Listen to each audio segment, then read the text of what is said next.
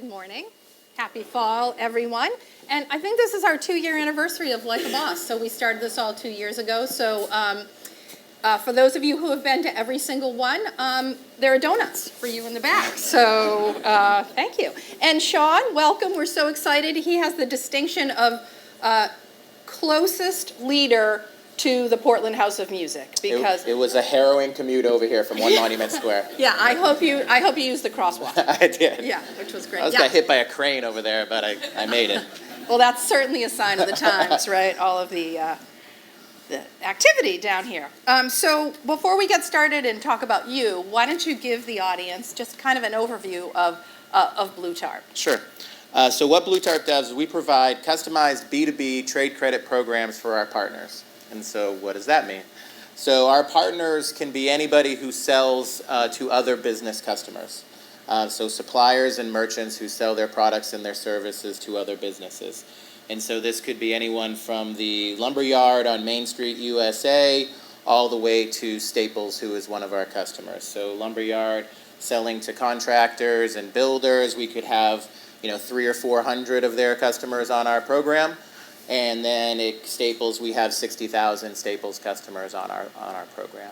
And so what we do for our partners is we give them an account, a branded account program, a branded payment program that enables them to sell more to their customers. So sell to their customers on terms, could be 30, 60, or 90-day terms, in a real easy and seamless process. We integrate with however they sell to their customers, whether it's online, whether it's in retail stores, whether it's over the phone, so they can sell more to their customers, while at the same time we're holding the credit risk. We are funding them in advance. We're taking care of the credit work, the service, the collections, the payment process, all of the back office, so they can focus what they do best, which is creating product and servicing their customers. So what's exciting about the story that we're going to hear today is really how the company started here in Portland, Maine, and is in the process of being acquired by Capital One. So it's a very different story from what we've had on the Like a Boss stage, but I'm sure people are really interested to hear about that process and how you got to where you are today. But let's start with the important things, which is, Shawn, let's learn more about you. And of course, we want to talk about the name BlueTarp, where it came from, and will it stay, but we'll get to that. So when did you get to Maine? I moved to Maine when I was 4 years old, so I am not technically a lifelong Mainer. I never really will be, though I feel like it. I feel like that should be long enough, but in Maine sometimes it's not. So I moved to Maine when I was 4. I grew up most of my life, most of my childhood at least, in the Raymond area, so in the Lakes region. We lived on both Panther Pond and Little Sebago Lake for much of my childhood, which is just an amazing way to grow up, living on the lake, lots of swimming and boating and water skiing and kneeboarding and rope swing. So, pretty idyllic childhood in Maine, and, really enjoyed it. And what was your first job where you actually got a paycheck? My first job was, I was 14 years old-ish, and it was an apple orchard in the Raymond area. I don't actually remember the name of the apple orchard, but it was an apple orchard in Raymond. I had a variety of jobs. The one I remember the most had a lot to do with making the apple cider. And they didn't, luckily for them, actually let me anywhere near the actual real parts of making the apple cider, but I had some, various assisting jobs. And the thing I remember most was, I'm sure they have a machine to do this now, but there was big rolls of labels of the stickers that you put on the apple cider jugs. And so that's what I did. I would take the sticker off and put it on a jug, and take another sticker off and put it, so it was real hard stuff. But I remember, even then, counting how many I could do in a half hour. Yeah. But the hard part was, if I got one a little crooked, I really agonized over, do I need to take that off, or is it okay? It was the first time I realized I had that, that tension between productivity and quality. But that's what I remember about that job. That's actually quite hilarious. So do you ever look at apple cider today? Yeah, I know. I'm how did they get it so straight? I never could do that. I know. That's why I think it's a machine. I know. So it's got to be. Can't be better. So you graduated from Westbrook High School. Yeah, I went to Westbrook High School. Any other Westbrook High grads out there? Whoa. Jeez. Whoa. Marketing in Westbrook apparently is non-existent. Great experience at Westbrook. Some of my closest friends were my friends that I met in high school, and actually many of them are still stayed home and business leaders in the greater Portland area as well. So great. And then you went on to college. I went to college at Cornell University in Ithaca, New York. Did you know Andy from The Office? Didn't he go to Cornell? I knew he did. I didn't actually know Andy from The Office. All right, yeah. But yeah, I went to Cornell, about an 8-hour trip from here, so it was pretty remote, but a great, great experience at Cornell, obviously a great university. I actually originally went there, chemical engineering. As a 17-year-old, I had no idea what I wanted to do. My physics teacher said, hey, you're good at science, you're good at math, you should go to Cornell for engineering. And so I applied, I got in, was a chemical engineering to start, but pretty quickly realized that wasn't probably something what I wanted to do, so I transferred to operations research engineering. And so operations research, it's really quantitative methods for analysis and problem solving and solution design. So it's things like probability and statistics and simulation and modeling, all to analyze complex solutions and come up with design. So, find it very valuable in terms of a method of thinking. And do you still use it? I think I use some of the principles. I think I use the principles and the thought processes quite a bit. I haven't touched a simulation package since high school. Yeah. So I don't know if I use all of the tools, but the thought processes, I think that's a big thing about college, right? Is it teaches you how to think, maybe than some of the real specific things that you learn. I think it's so interesting what you said about your physics teacher, though, that guided you, because I feel like so many people have had that same experience where one teacher connects with you on something and can really impact your life. Yeah, I was really fortunate that Mr. Marlin gave me the counsel of this is something you should think about. So when you left college, you came back to Maine, and your first job was? I came back to Maine. My first job was at LL Bean. Oh. Is anyone wearing any Bean apparel? Jeez, we're all striking out on all of these. Yeah, I know, and usually I nail it, right? So, all right. So my first job was at LL Bean. I was a forecasting and scheduling analyst in the call center, working over on Northport in Washington Ave. So what I was responsible for was, back in the day, and they still have them, but Beans used to drop tens of millions of catalogs. I mean, that was really the primary way still of doing business. Now more and more and more has moved online. Which makes sense, but that was still primarily catalog. And so we would get the catalog marketing forecast of how many catalogs were going to drop and when, and I would be responsible for forecasting how many calls that would mean would come into the call center, and then we would build our schedules for when people had to be available to take those calls. And so it was really interesting at the time. I'm sure it's changed now, but it was like there's 1,000 full-time customer service folks. And we'd go up to 2,500 so at peak time or Christmas time. Well, they are hiring right now. Yeah. You could walk in. Still, I could do it again. Yeah, if you need a part-time. No, Beans was a great place to start my career. I mean, I think that right from the day you walk in and you go into the training and you hear the stories about Leon Leonwood Bean and the first 20 bean boots he delivered, a high percentage of them were returned, and he fixed them and returned them back out to the customers, and thus the origin of their return policy. But in everything, the fabric of that culture, it was a good technology company, a good process company, but it was a great culture company, and really had that focus of putting the customer first. And almost everyone says that, but Beans really lived it. And so that was a great place for me to really start my career. And I just kind of that was ingrained in me. And I always thought, well, everybody's like this, but everyone isn't like that, and it's something you really have to work at. And so some of those principles I still carry with me today. Yeah. And then you left the state for a while. Well, let's hurry through this period. Okay. Yeah, the non-Maine part, that's no good. 1999, I just got married. My wife Shelley was going to be here, so my wonderful wife Shelley of 20 years and I, but at the time we had just got married, we decided I had an opportunity at Capital One. In Virginia, actually. So we actually transferred, we moved down to Capital One. I worked for Capital One. Moved down to Virginia. I worked for Capital One. She worked for GE Capital for a while. It was a great company. Really loved. I could have, worked at Capital One for a long, long time. We'll come back to that. But at the time, we had our first child, our first daughter, Taylor. And then we missed our friends, we missed our family, we missed Maine, so we decided to start, making our way back home. So I was only at Capital One that first time around for about 3 years. And then you didn't quite make it to Maine. We couldn't make it right all the way to Maine to begin with, so we started making our way back. So we had a kind of a layover in Connecticut. So I worked for the Hartford Insurance Group in Hartford and lived right outside of Hartford for about 6 years. Great experience for me. A completely different company.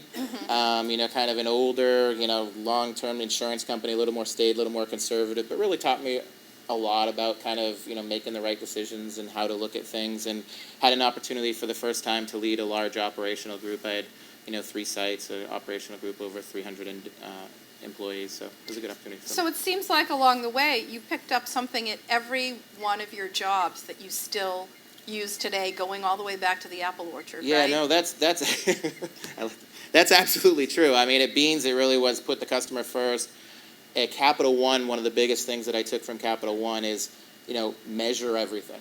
If it's worth doing, it's worth measuring. So whatever you're going to do, measure it, see how it's working, evaluate it, and take and kind of make adjustments. It was interesting at Capital One when I first got there. I went into my boss's office and I'm like, hey, I'd like to hire a couple people, and he's like, you got a plan to measure how they're doing? And I'm like, yeah. He's like, well, then do it. I'm like, all right, that's weird. But that was the built the plan. Yeah, exactly. Yeah. But that was the Capital One culture. Is it's very analytical, and it's very measure everything and make sure you know how you're doing. And so again, that's another. I think that's something that's in the core of me now. So from Connecticut, you finally got back to Maine and landed at BlueTarp in 2007. Right. So,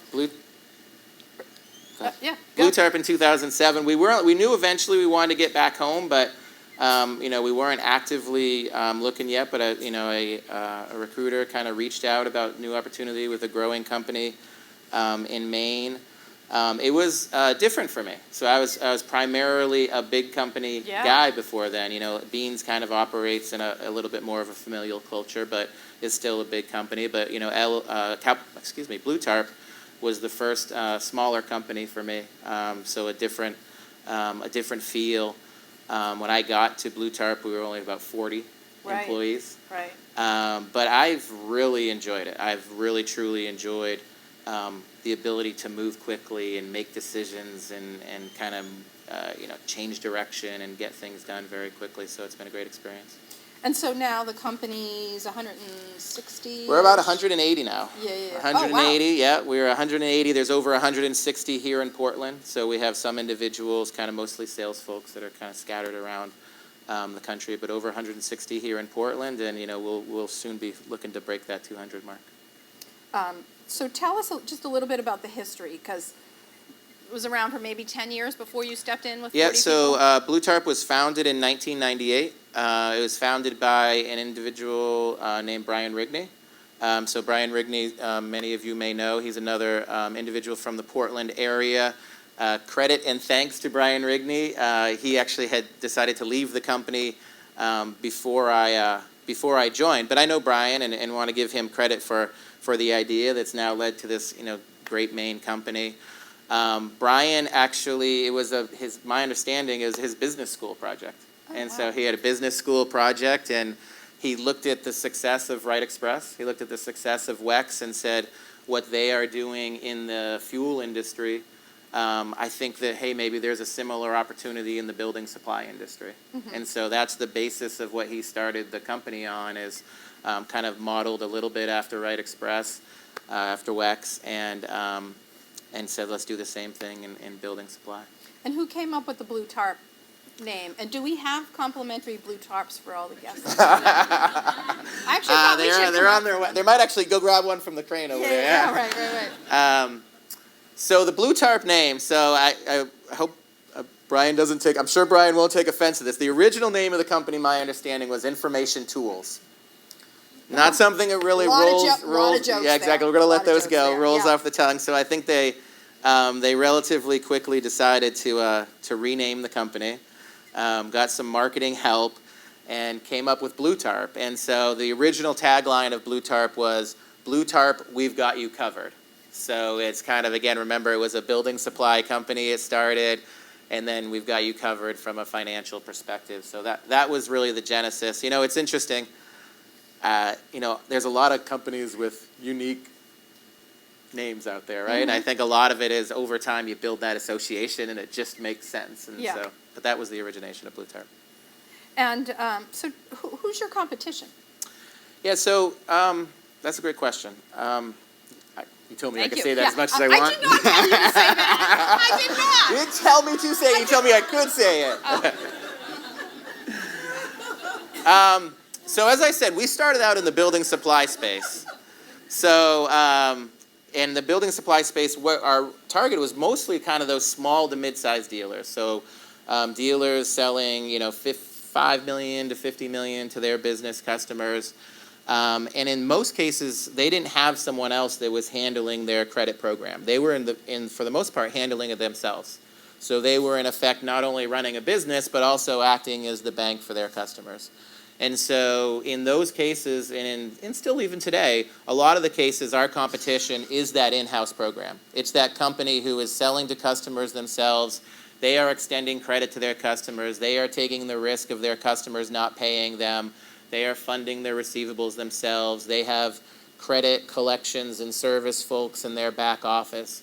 And so often what we are doing is we're enabling those customers to get out of that whole process, and we will take that whole process off it for them. Now the challenge in that space is there's definitely no two companies, no two suppliers want to run their credit program the same way. And that was really why we created the platform that we've created that has really a huge amount of flexibility so that it's not one size fits all. And so that each and every partner of ours can design the program the way that they want it. So some of our partners want to give their customers 30-day terms, and some of their partners want to give their customers 90-day terms. And some customers want to bill every time they make a purchase, and some customers want statement billing where their purchases are aggregated over the month and billed in full. They all have different things they want on their billing statement. And so these are all the things that don't work from a traditional credit card that really we can customize that program for our partners the way that they want it. And not only that, but allow them to have different treatments for different customers. So you may give the majority of your customers 30-day terms, but you're the best of the best. Maybe you're going to give those customers 60 or 90-day payment terms, so they'll buy more from you. And so really that customization is that diversity of need in the building supply industry is really what allowed us to create this very powerful, very flexible technology platform that we operated on today. And just to add to that a little bit, what that meant was sometime around probably 5 years ago, we kind of lifted our head up a little bit, 5 to 7 years ago, lifted our head up and said, hey, this isn't just the best platform, the best credit platform in the building industry. This is really, we have probably what we believe is the best B2B credit platform, vertical agnostic, that's out there, period. Yeah. And that's when we really started looking at a little more of a national base and going after more what we call enterprise customers, which are really these larger customers, hundreds of millions into the billions, like Staples, like Northern Tool and Equipment, like Wind Supply, and really, enabled us to, we still very much value that small to medium segment that we operate in, but really we realized that we can play in that large enterprise national segment. That's when we started running across some of the largest banks in the country who do some of this stuff. Mm-hmm. They became a little bit more our competition then, particularly in this one segment. So it's a combination depending on if we're looking at kind of some of our small and medium segments versus our enterprise segment. So I think then I'm flipping ahead because I think it's time to talk about the details behind the Capital One acquisition. Because when you had this sort of aha moment that you're like, wait a minute, we can be BlueTarp and more. Right. Was it time to, or how did that whole process start? Did you go out looking to be acquired, or? Yeah, no. So it really came from what I was just sharing. Is when we realized that really we have the best solution, period.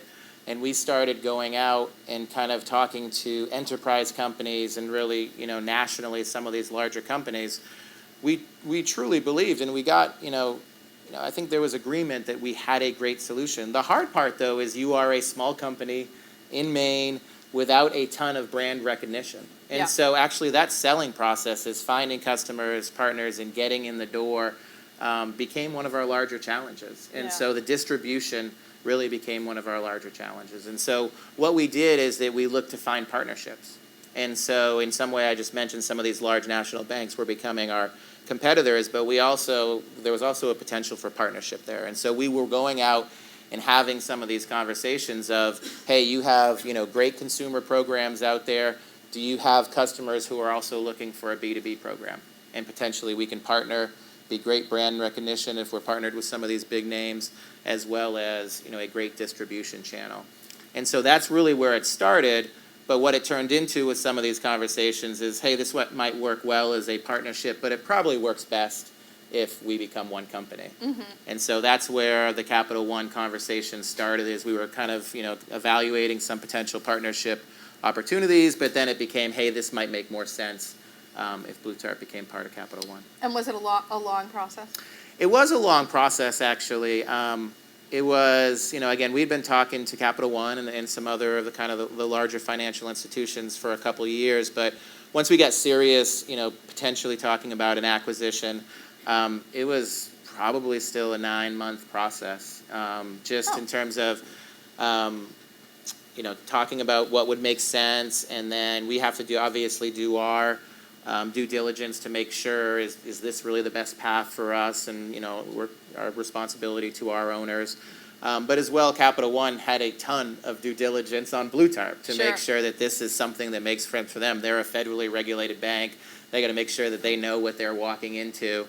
And so that was a very eye-opening experience for me, going through a due diligence process of an acquisition. We would be filling out, answering hundreds of questions about, every aspect of our business. And it really made me appreciate that some of the controls that we put in place and some of the mechanisms to have a well-run, well-managed business. You don't always think, hey, do I have to do this when you're a small business? But if you're looking to grow up and you're looking to potentially, exit at some point, it's really important. Mm-hmm. Was it any of the same people that you dealt with for that discussion from when you were there? Yeah. So I like to say, I'll get to that in a second. So I like to say that you guys heard of boomerang? So a boomerang is someone who works somewhere, they leave, and then they boomerang back. Right. Yeah. So usually, though, they leave and they come back to the company. I'm kind of reverse boomerang. I left, and then the company came to me. Yeah. But nobody that I'm working with, that I'm probably going to be working with directly, had I worked with previously when I was Capital One. But there's still a lot of people that are there. It's a great company. Yeah. With people that there for long tenures. I was actually just down there earlier this week, and saw 2 or 3 people that were there when I was there. And it's actually, ironically, one of the individuals who is now there and doing a great job kind of running a lot of their operation centers throughout the country, worked with me at LOB. Oh, wow. And so it's a small world. Wow. He or she should come back to Maine. Yeah, I know. Work on that, right? He wants to come to visit. I'm not sure I can get him back. Oh, gosh. Haven't we had enough with the visitors? We need a break. So while you're working on this, though, I mean, and we'll talk about the culture at BlueTarp and how important that is. How difficult was it for you? Because you had this big secret. That was hard. I mean, I think we have a very transparent, open culture, and we really, I think we pride ourselves, and we try to do a really good job on sharing as much as we can with our employees, and consistently sharing what's going on in terms of our results, in terms of our strategy. But at the same time, this is just something that we had to do. You never know what's going to happen. We have a responsibility, to our owners, and so we just had to really keep it to a pretty small group. So it was difficult. It created a lot of work for that little small group, but it was worth it. And in the end, I think ultimately we signed the definitive agreement to be acquired. We haven't finalized the transaction yet. That's going to happen in Q4, but we've signed that definitive agreement, and we're working through some things that will get us there. But ultimately, we actually signed those documents at 3:00 in the morning. I think it was June 25th. Literally the next morning at 9 a.m. we were holding town halls to make sure that all of our employees, that all of our folks were the first people to hear, and that we could share with them what we know and what's happening, and why that's really a good thing for BlueTarp and a good thing for all of our associates. So talk about what it was like breaking the news to the staff. So yeah, their reaction. It was interesting. I think, I believe that myself and Scott, who's the CEO, and the rest of our senior leadership team, I believe that we have a lot of credibility with our associates. But I think there still was a lot of anxiety. I think one of the things that we had worked through with Capital One is the opportunity for all of our employees to become Capital One employees, and that we're maintaining our footprint here in Portland, and all of the leadership here is staying in Portland. So that's a really good news, and we were able to share that news. That was really important to me. I'm very proud of what we've built as a Maine company, and so the ability for us to keep that in Maine was really important to me, the rest of the leadership team, and one of the reasons why we agreed to and wanted to do this. But still, still telling our folks, even though I believe we have a lot of credibility with our folks there, I think there still was a lot of anxiety from the beginning. For sure, yeah. And so just making sure, hey, are we really, we've heard things like this before, and have we really, so that first, and I think there was also a little bit of a sense of loss of, does this mean BlueTarp's going away as we know it? And on one hand, that made me feel good in some ways, because it showed, I think, the strength of the culture that we have, and people valued BlueTarp and liked working at BlueTarp. So I think there was a little bit of that going on the first couple days. I think the good news is, Capital One has been great. Capital One, within days, they had some of their senior leaders up in the partnerships division that we will be working with, came up and talked through why they're interested in BlueTarp and why they're so excited, and why they're so excited about both the technology platform and the people, and their intent to to maintain and grow the presence that we have here in Portland, and all the great things that Capital One can bring to our associates. And so they did that immediately. The business leaders have been up several times. The HR folks have been up multiple times. Now actually all of our employees have their offer letter in their hands for when we actually do close this transaction for them to become Capital One employees. So I think that, through constant communication, I've done lots of cookies and questions where just set up a time and folks will come into a room and, ask any question that they want. And so to let people get anything out on the table. So lots of communication by us, lots of communication by Capital One. I think people are now very, very excited, because I think we're going to keep the best of what we have at BlueTarp, which we're pretty proud of, but as well, really bring in some great things with Capital One that, we just couldn't provide as, a medium-sized company. I think just from a sales channel perspective, it has the potential to really explode. Oh, it's an amazing opportunity. It's an amazing opportunity, both in terms of Capital One has some existing customers which they were looking for a solution like ours for, and so we're going to solve hopefully an immediate need there.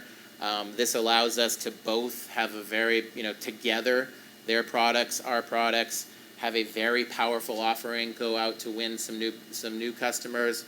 And then to your point, they have not only the existing customers, but the sales channels they have, the salespeople that they have, the other businesses that they have. It just creates a whole slew of opportunities for us to continue to grow and grow rapidly. Sure, and since you're vertical agnostic, it really is pretty unbelievable. Absolutely. And I think we're all delighted to hear that your intention is to stay here in Maine and to grow the business. Yeah, so absolutely. I think that's a round of applause for you.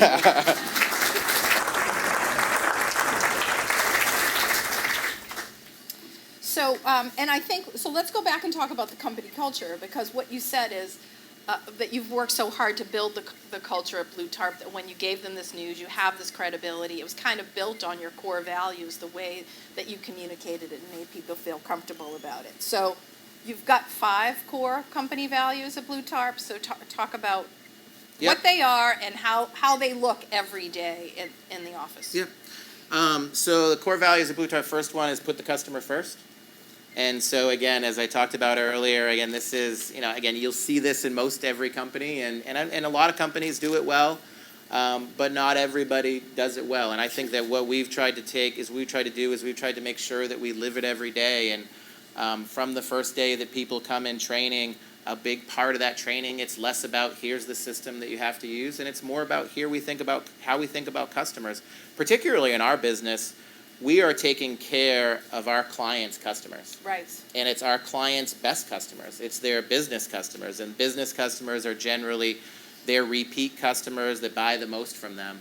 And so making sure that we are doing a good job of delighting and meeting the needs of their customers is the only way that we retain our clients. And so it's really critical for us, and we focus on it right from the beginning. We try to live it every day, and it really is core. And I do feel in a lot of ways that kind of what we've created, it reminds me of what I used to know when I worked at Bean. So pretty proud of that. That's a really interesting point, though, because it's your customers' customers Right. that when you're selling the product, you really have to get the customer comfortable with the fact that you're talking to their customers, right? So Yeah, absolutely. It's one of yeah.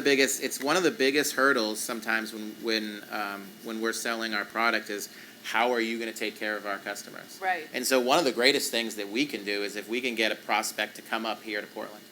There's nothing better that we can do if we can get a prospect to come to Portland and to see our operations and to sit down with some of the great people that we have and just to listen to us interact with customers. And honestly, if that's just the best thing. And it's the best thing for any part of our sales process and makes our potential partners extremely comfortable with what we do on a day-to-day basis. Yeah. Plus, how fun is it to bring a prospect to Portland? They're right? off. I mean, they love it. Yeah, they're much more likely to take us up on it in July than they are in February. Yeah.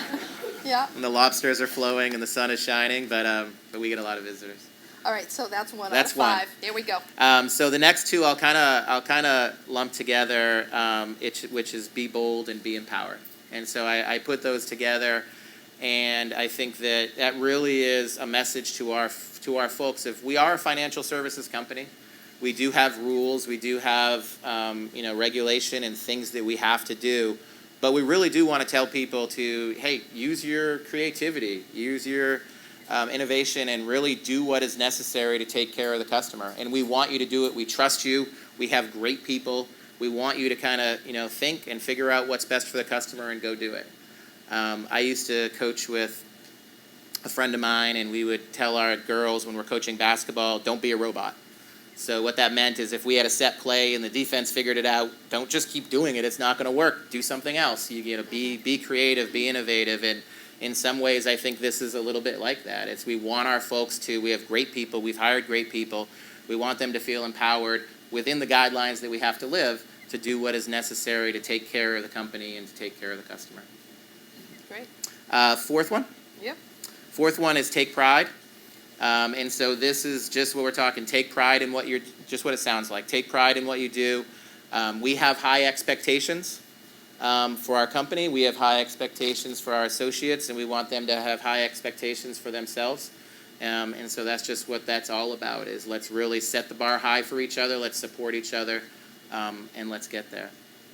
And the last one? Mm-hmm. Last I one have is, it if you forget. No, I got it. Last one is, what is it again? Last one is share success. And so that is really similarly about, hey, when we succeed, let's share that with each other. Let's recognize each other. Let's celebrate when we succeed. And it also means, share success of the company. So as we've grown as a company, we've tried to share that success with our associates. And that could be things such as where we've added to our benefits package. Most recently in this year, we added 2, paid days off to our benefits package. We moved over to our new facilities and One Monument Square and tried to kind of build that out to things that really would be enjoyable and useful for our employees. So kind of both, let's, on a one-on-one basis, let's share success, let's recognize each other, let's celebrate, but also let's share the success of the company as we grow. And I'm hoping you're going to get to keep your core principles even through the acquisition. Yeah, right? I mean, I think the good news is that those core values, they're very close. Yep. I mean, they are very similar between Capital One and BlueTarp. I think that Capital One has said very specifically that they recognize that a lot of what we do and the success that we have is, one, starts with the incredible technology platform that we've built, but it also is the people and the processes and the culture, and they don't want to change that. Yeah. So there's some things that are going to be common across the company, and there's some things that need to be Capital One, but we're very comfortable that what we've built and the culture that we've built is something that we're going to be able to maintain. And your leadership team, did you hire them or inherit them? Or is it a combo? I think it's a combination. Yeah. I think it's a combination. So, just real quickly, the leadership, we have a very strong leadership team. So, senior leadership team. So, in addition to myself, there's Scott Simpson, who's the CEO. Scott came on in 2012. John Janzik is our head of technology. John has actually been with the company probably longer than anyone. He might be employee number one at this point. The previous people who had been there before him kept disappearing, so we don't know what's happening there. But John's been here John was actually one of the original people who he and a couple others, locked themselves, they were locked in a room for about 6 months and built the original technology platform that has become a technology platform, and now he's our head of technology. Kelly Marco is our VP of marketing and our go-to-market for our small and mid-size. She actually joined in 2013. But Tracy Richardson-Newton's our VP of risk and operations. She's, born and bred in Maine. She actually spent a lot of time at WEX in that career and came over to BlueTarp to run our operations. So really a good mix of people that kind of grew up a little bit in the beginning of BlueTarp or came on a little bit later. And how do you and Scott delineate duties? So do people ever be like, I don't like the answer Shawn gave me, so I'm going, and vice versa? The mom-dad I don't know. thing, You right? might be giving someone an idea. No, so I think there's things that we do spend a lot of time on what are each of us going to focus on. Mm-hmm. I think one of the things that we're pretty good about is, hey, we want to spend our time on the most important things. But we want to make sure that anything that's important is getting attention and is getting nurtured. And so either by just continuing to have the conversation of, all right, I'll focus on this, you focus on that, or I think we have a lot of mechanisms in place, whether it's monthly business reviews or monthly updates for certain functions or projects to make sure that we're kind of, staying up to date. Mm-hmm. I'm not aware of people trying to get different answers from us, but we might see that now. Keep your eyes open. Now that you've brought it up. Keep your eyes open. No, I'm kidding. And what metrics do you review regularly? And if you had to say the one most important metric that you look at or worry about, what would it be? I don't know if I can tell you if there's one most important. I think that we really focus on having kind of that balanced scorecard. Mm-hmm. So we have quarterly strategy meetings with all of our senior leadership team. The quarterly strategy meeting in the fourth quarter is where we really set our imperatives and our objectives for the next year. And so the imperatives are more thematic priorities. So, for example, when the first year that we had brought Staples on, one of the imperatives was make Staples a success. It's our largest customer. It was a great new opportunity for us, and so make it a success. But at the same time, we then create what are our more of our metric-based objectives for the year, and some of those are financial in terms of top-line revenue and profitability. But there's also what are our objectives around our associates, and what are our objectives around our metrics around our customers. And so we really are looking at the gamut of those and trying to make sure that we're looking at it from a balanced perspective.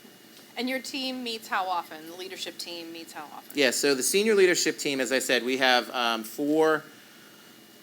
quarterly strategy sessions. That one in the beginning of the fourth quarter is really kind of setting the objectives and the imperatives for the following year.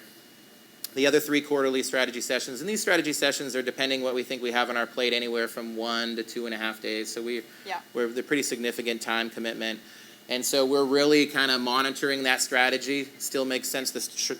Making sure that the strategy that we have makes sense, and we're proceeding apace. And if there's anything, what's going well, what's not going well, where do we make adjustments? And then really kind of setting out the priorities and the main initiatives for that following quarter. And so we'll really come out of that with a confirmation of our strategy, a confirmation of where we are, and for each person on that senior leadership team, what are the things that are most important to them in the next quarter? And we kind of update that in each of these quarterly strategy sessions.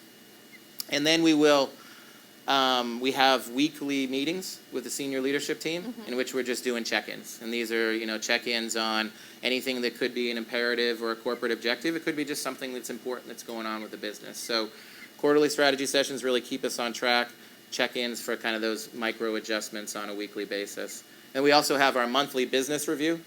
Our monthly business review brings it down to all of our functional leaders at the manager level. So bring everybody in, a larger group, and we're really going through all of our functions. And this is a really valuable meeting. So each of the department leaders is going through their scorecard, going through their metrics, sharing with the whole organization, how, we talk about metrics. Each department is going through their metrics and kind of what are the important things going on in their world that they want the rest of the company to know.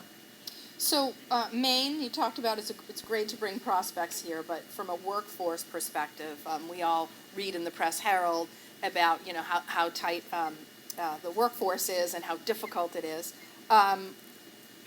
How do you deal with that? What are the positions that are hard to recruit for? Yep. What are your retention strategies to keep people at BlueTarp? Yep. So first, Maine has been great for us from a workforce. I am constantly impressed and amazed at, the folks that we have who will go above and beyond for the customer and above and beyond for the company. We really have great people. And I think, a lot of that is due to what we try to do, which is in terms of, screening for the right people and creating an environment where people want to come to work. But it also I think some of it has to do with Maine. I think we have, there's a talented, dedicated, loyal workforce in Maine that if you treat people right, then they really care about what they're doing. So I think it's a combination. So I think we are fortunate to be in Maine. That said, it's clearly, a very competitive environment. I think one of the things that we have, one of the structures that we have at BlueTarp is, so if you're a people leader, you have really, 3 mandates as part of your job. And the first one is drive results, because obviously, results are important. But the other 2 are really more about your people. And so the second one is be a steward of their career, which means know what's important to your people, know where they want to go with their careers, and make sure that you're engaging with them to help them get there. And the third one is create a fun and motivating work environment. So we all have to come to work. Let's make it as great of an environment as we can. And so I think, again, if we do those 2 things well, we have a lot of different mechanisms by which we try to achieve them. But if we kind of are the stewards of our people's career, we create that fun and motivating work environment, we consistently can get great things from our folks. The one other area that I will touch on specifically to your question around what's hard is in the technology space. So we're a financial services company, but we really do consider ourselves a fintech company. Our platform is a huge part of our differentiation.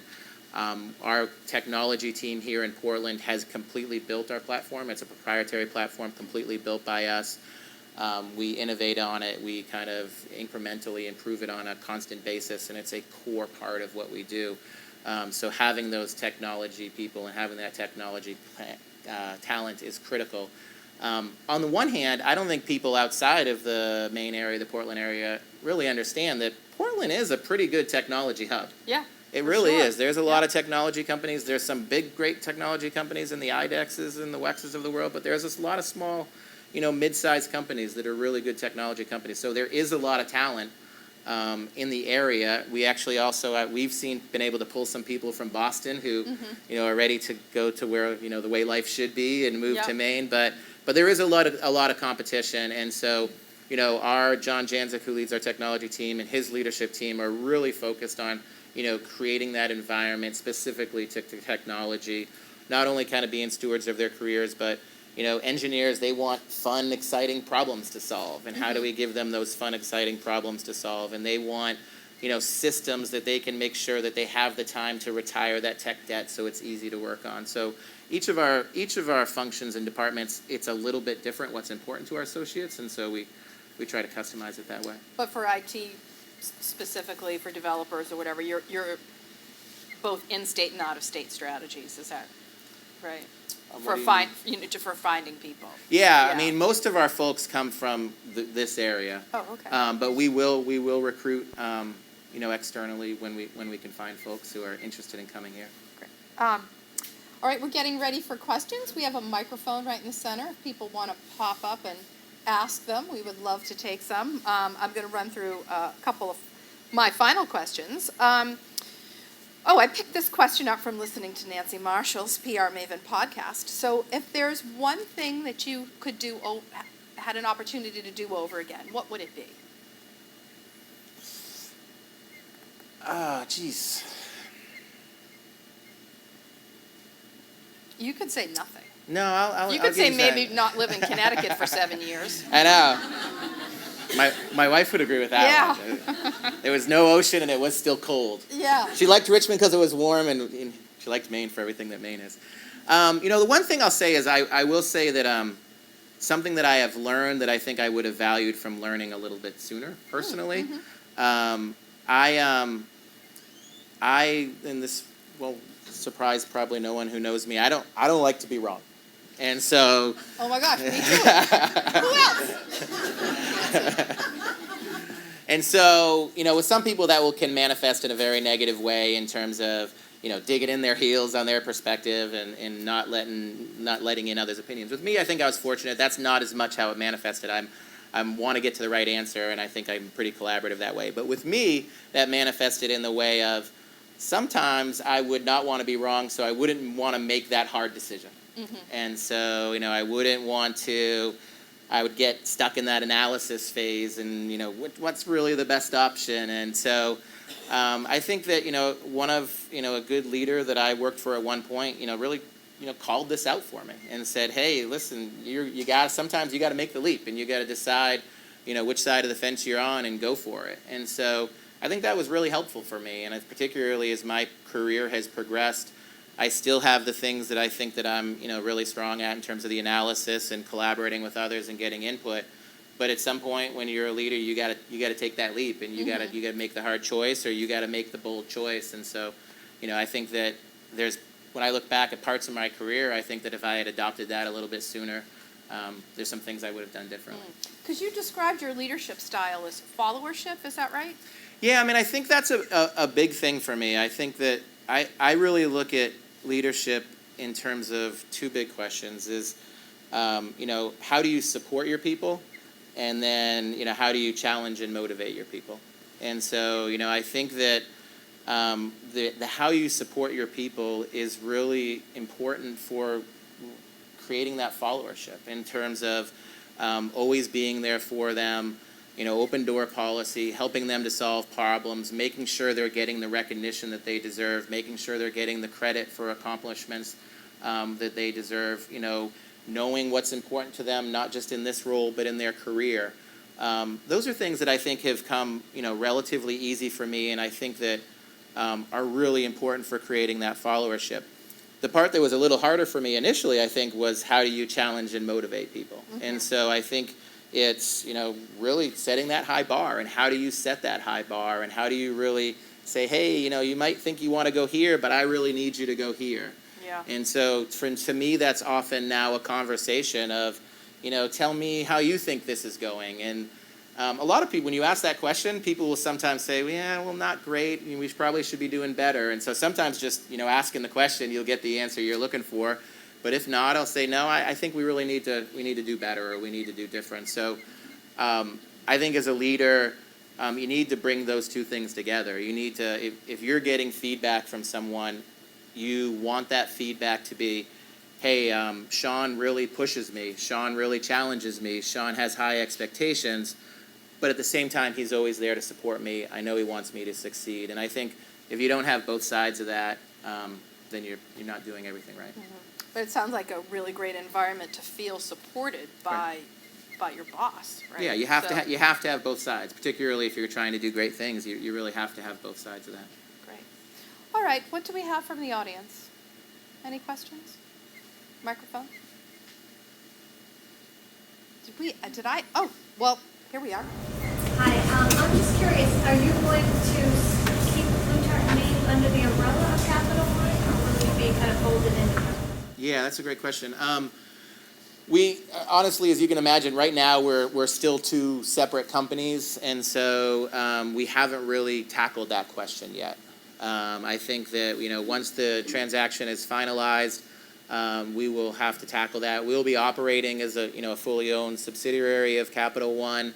I don't think anything will change in the near term, but then we're going to have to make that decision for the long term. I think we have a lot of affinity towards the BlueTarp name and a lot of affection for it, at the same time. And I think there's, now there's more brand recognition than it used to be. At the same time, the Capital One name brings a lot of value, and particularly if we're going out with some of their partners. So I think it's a discussion that we really haven't tackled yet, but we know we need to.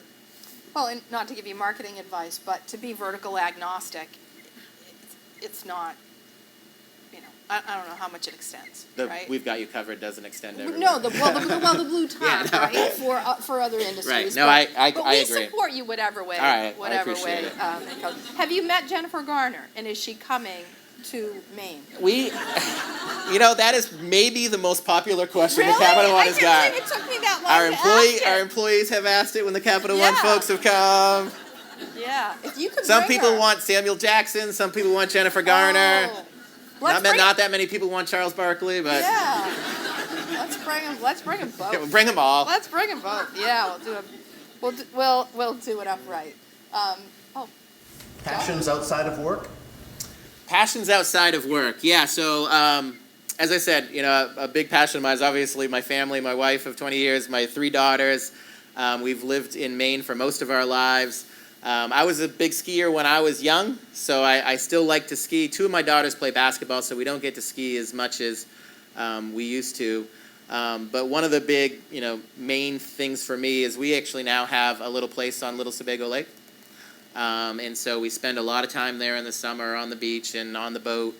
I personally have really got into fishing the last couple of years. So I mentioned I grew up on the lakes. I never fished when I was a kid because I just thought it was horribly boring. Mm-hmm. But now as an adult, I just find it very relaxing, right? Yeah. A young kid's boring as an older person's relaxing. I don't know. But anyway, I really do enjoy fishing now. So I do a lot of bass fishing on Little Sebago. And actually this year, I'm almost afraid to admit this, I've actually got into trolling fishing. So you know what that is? So basically, you go about 1.5 miles an hour in your boat, pulling a lure behind your boat. It's maybe the most boring thing you could do, but I can't stop doing it. And when I have my wife or my friends on the boat with me, at least I have an excuse because I have someone to talk to, but I'll go do it by myself. I have no excuse. Yeah. That's awesome. I don't know if it is, but. No, I think it is. Mike?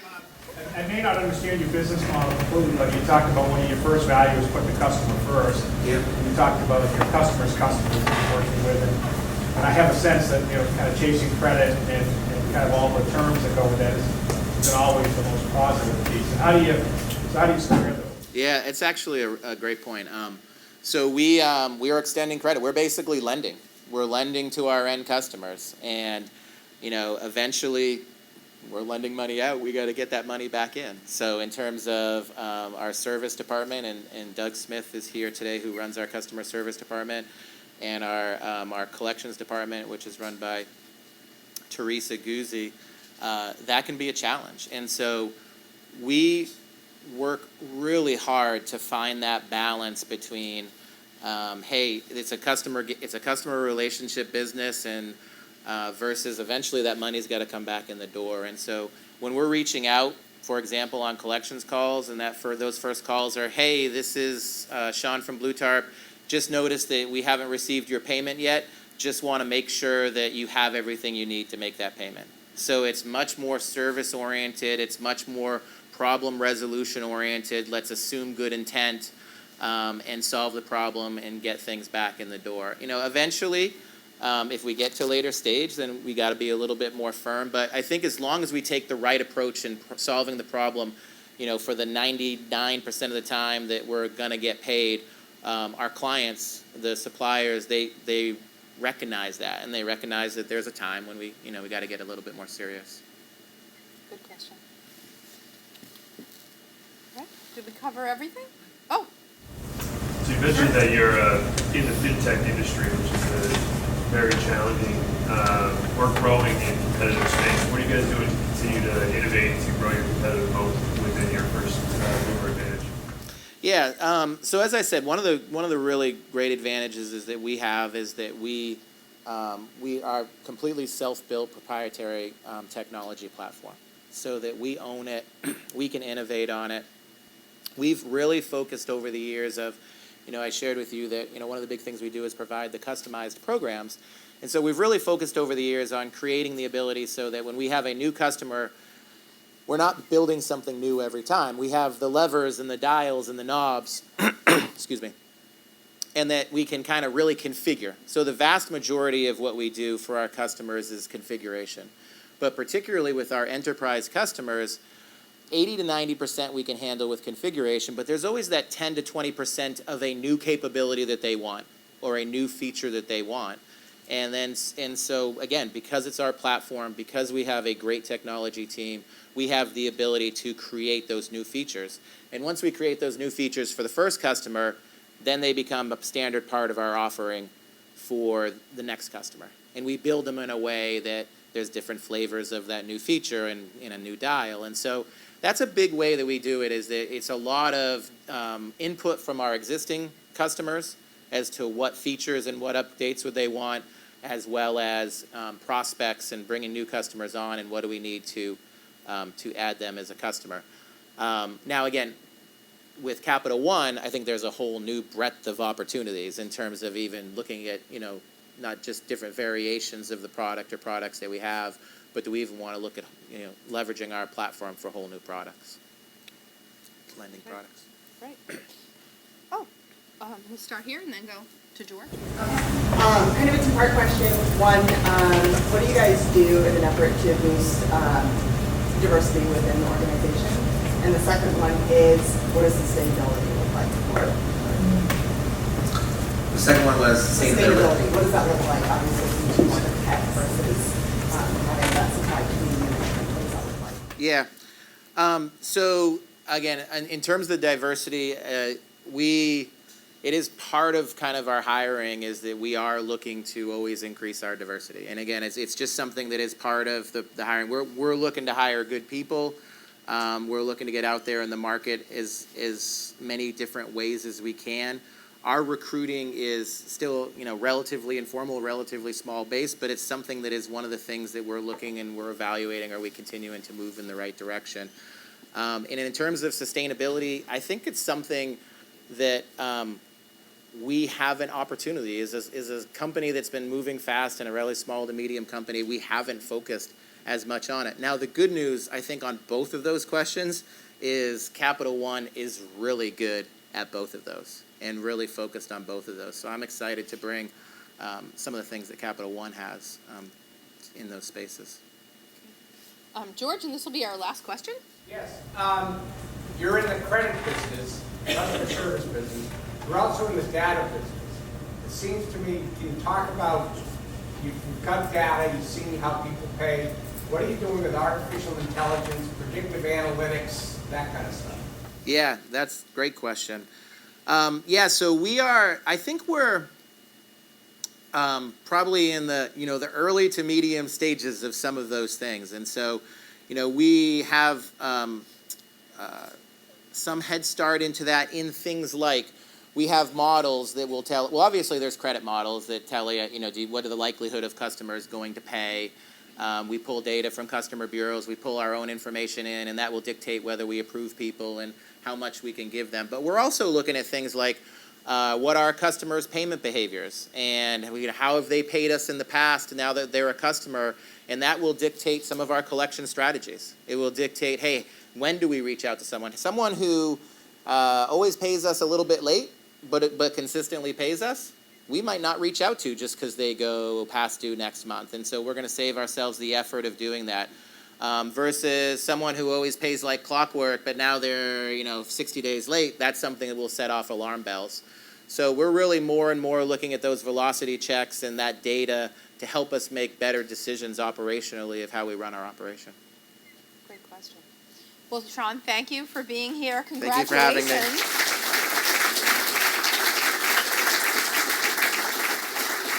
It's a really inspiring story to hear of the start, success, and growth, and now acquisition of BlueTarp. We're delighted that you're going to stay in Maine. So thank you for sharing your story. Thank you. We will be back here next month, October 25th, with Lindsay Skilling, the CEO of Giffords.